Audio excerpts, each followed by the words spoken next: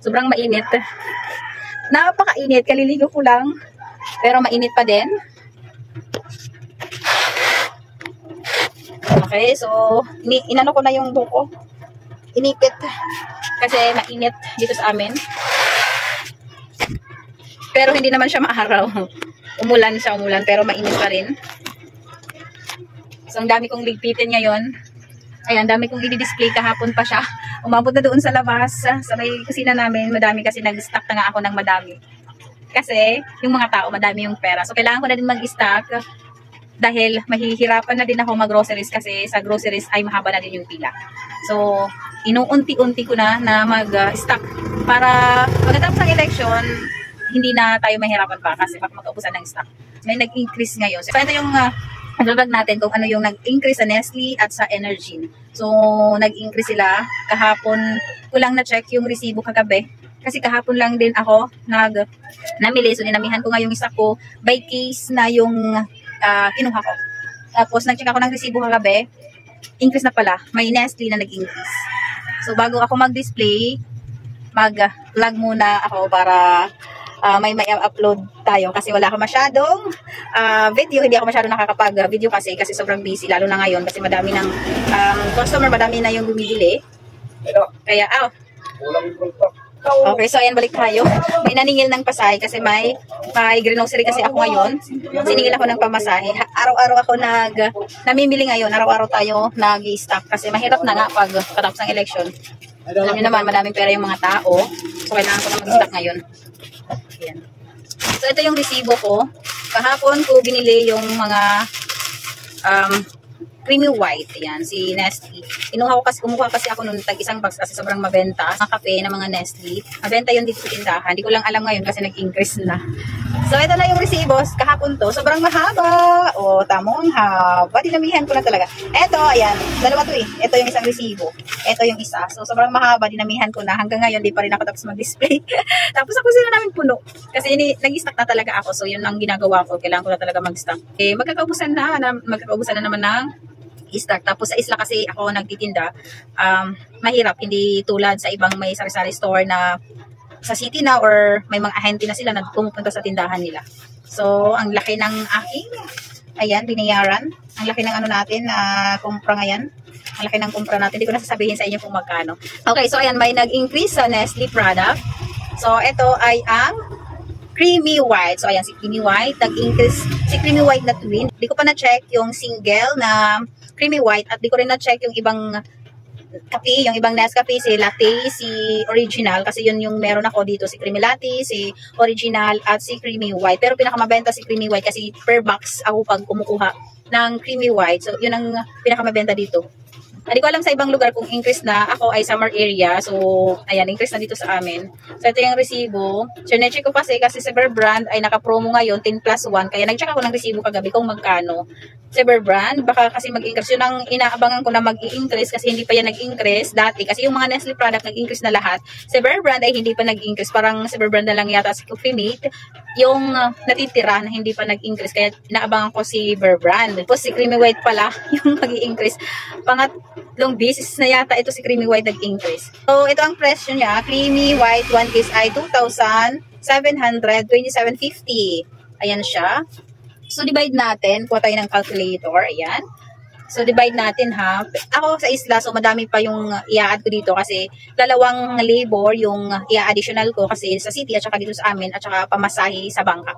So, eto, ayan, bili ko ay 2,727.50. So, divide natin ng 20 ties kasi per box ay 20 ties ang laman. Divide by 20. So, yung puhunan ay, ayan, 136.375. Pag di ka na mag-a-add ng pamasahe at labor, yan yung puhunan mo, 136.375. Pero dito sa amin, mag-a-add pa ako. So, add natin 2,727.50 and pamasahe, mag-add kami ng pamasahe and sa libor, 2 libor, ayan. So, pumapatak siya na 2,767.75. So, divide natin ng 20. Ayan, ang kanyang puhunan ay lumalabas na 138.375. So, ayan. Ayan, yan yung puhunan ko sa creamy white. So, sobrang mataas na siya kasi yung creamy white, yung last na bili ko ng creamy white, ang puhunan doon ay 128 sa groceries. 128 sa kanila. Plus, mag-add pa ako ng labor, pamasahe. Siguro pumapatak yun na 130. Mga 130 siya. Ngayon, sobrang mataas yung presyo. And sa sa groceries, ang kanilang creamy white, ang isang tie, kasi nagtanong nga ako kung magkano ang creamy white sa kanila pag isang tie ang bibilhin sa kanila. Ang isang tie sa kanila is 140.50. Sa groceries po yun, sa malaking groceryhan. So, 140.50 ang tie sa kanila. So, dito sa akin, hindi ko pa alam kung magkano ko prepresyohan yung creamy white. Hindi ko alam kung gagawin ko ng 150 ang isang tie.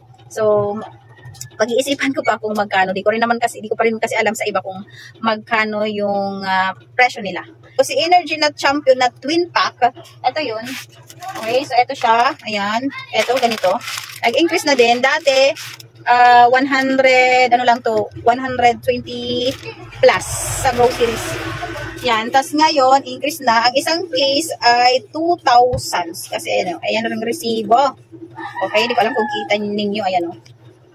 Okay, ayan, 2,000 siya. Ayan, 2,000, isang box. Diba, isang box. Ayan, naka-display na. Ito lahat ay isang box. Tapos, nagtaka kasi dito kasi 2,000 na yung presyo. Sabi ko, magkano na kaya yung Energy na Twin? And nag-ask ako doon sa binibilhan ko, sa supplier ko. Tinanong ko sa kanila kung magkano yung isang tie na sa kanila ng Energy.